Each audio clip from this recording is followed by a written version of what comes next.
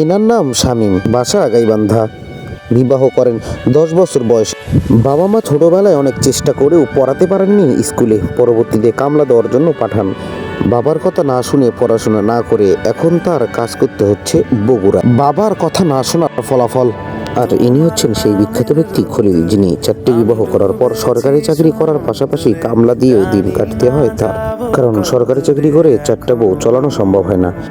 আর ইনি হচ্ছেন মরাকাট সোহাগ, যাহাকে মরাকাট নাম দেওয়ার কারণ হচ্ছে তিনি 5-5বার বিবাহর কথা হলেও টাকার অভাবে বিবাহ ভেঙে যায়, তাই রোয়াগারাটাকে যে কর্ম হিসাবে নেন সোহাগ এবং প্রচুর টাকা ইনকাম করার চিন্তা করে এই সোহাগ।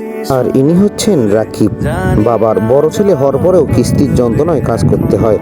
কাজ করার জন্য ছুটে বেড়ায় এক জেলা থেকে অপর আরেক জেলা পর্যন্ত মোহাম্মদ রাকিব মিয়া। আর ইনি হচ্ছেন ফিরোজ, যিনি দিনের পর দিন কষ্ট করে যাচ্ছে একমাত্র বইয়ের মেকআপ করার টাকা জোগাড় করার জন্য। আর এই ফিরোজ সবসময় বইয়ের কথায় চলে। গাইবান্ধা কামলা বিভাগ, গাইবান্ধা।